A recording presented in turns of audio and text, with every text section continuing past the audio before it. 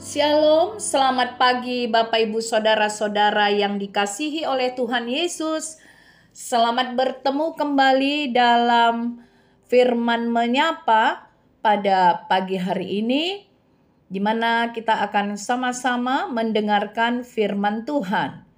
Bapak Ibu Saudara-saudara, sebelum kita mendengarkan firman Tuhan, mari terlebih dahulu kita berdoa.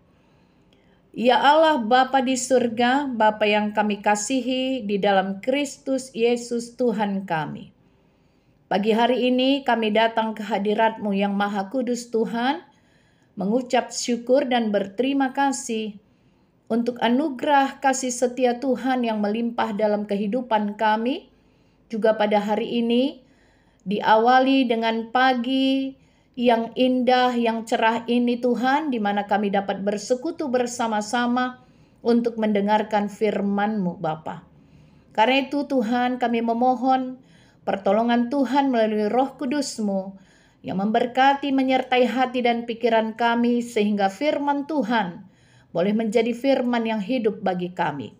Terima kasih Bapa, terpuji nama Allah Bapa di dalam Kristus Yesus Tuhan kami, kekal selama-lamanya. Amin.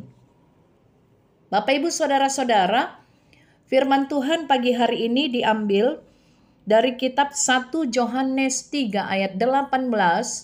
Demikian dikatakan oleh firman Tuhan. Anak-anakku, marilah kita mengasihi bukan dengan perkataan atau dengan lidah, tetapi dengan perbuatan dan dalam kebenaran. Demikian firman Tuhan.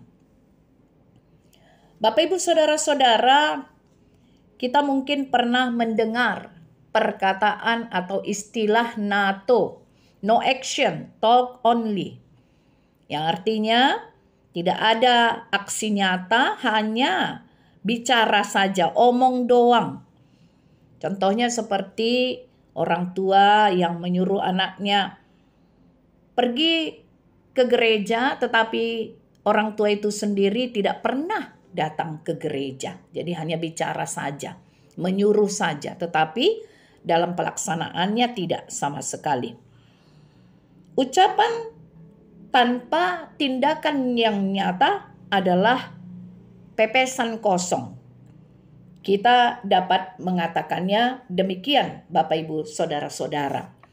Nah, oleh karena itu ketika dikatakan kita bukan hanya mengasihi dengan perkataan saja, mengasihi hanya perkataan atau dengan lidah, tetapi tidak disertai dengan perbuatan. Ini yang tidak atau jangan kita lakukan. Dalam 1 Yohanes 4 ayat 20, Bapak Ibu Saudara-saudara, ada dituliskan perkataan seperti ini. Jikalau seorang berkata, aku mengasihi Allah dan ia membenci saudaranya, maka ia adalah pendusta. Karena barang siapa tidak mengasihi saudaranya yang dilihatnya, tidak mungkin mengasihi Allah yang tidak dilihatnya. Demikian dikatakan oleh firman Tuhan. Maka oleh karena itu, ketika kita mengatakan bahwa kita mengasihi Allah, tetapi kita membenci sesama kita, maka dikatakan oleh firman Tuhan itu adalah pendusta. Hanya kata-kata saja, tetapi tidak dengan perbuatan dan dalam kebenaran. Dan ini seperti sikap ahli-ahli Taurat, orang-orang Farisi. Mereka bersikap munafik. Hanya kata-kata saja tentang Taurat, tetapi mereka tidak melakukannya. Orang-orang yang seperti itu berarti hanya tahu teori saja.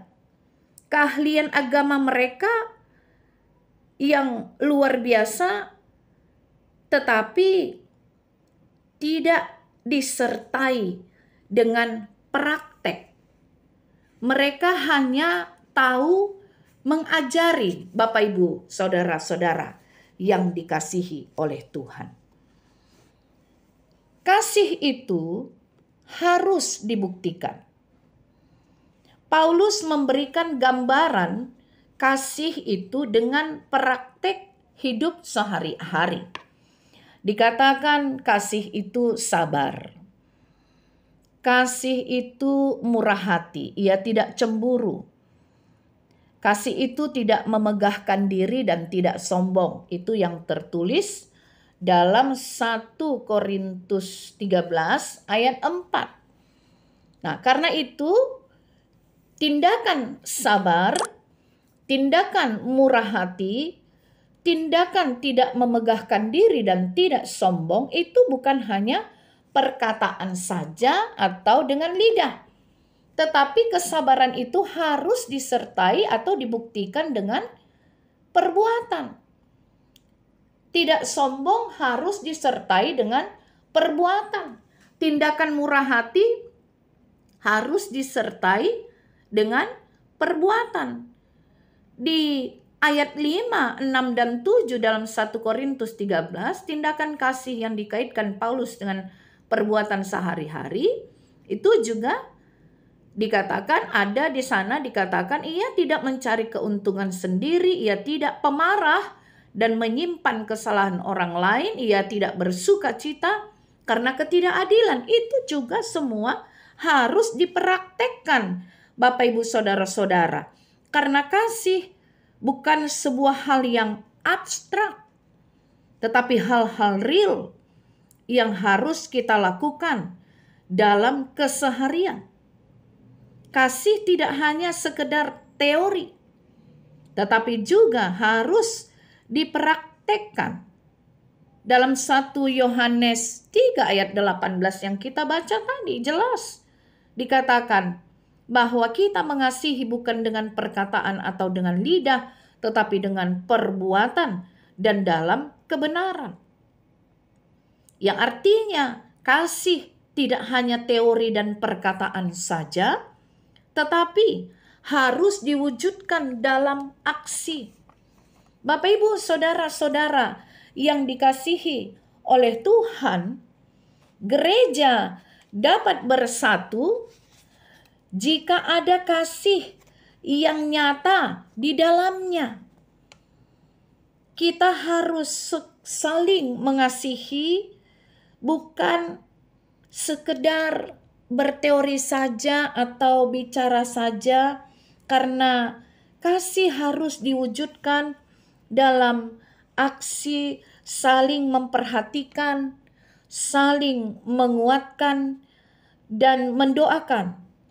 Saling mendukung satu dengan yang lain sehingga tercipta kesehatian untuk kemuliaan nama Tuhan.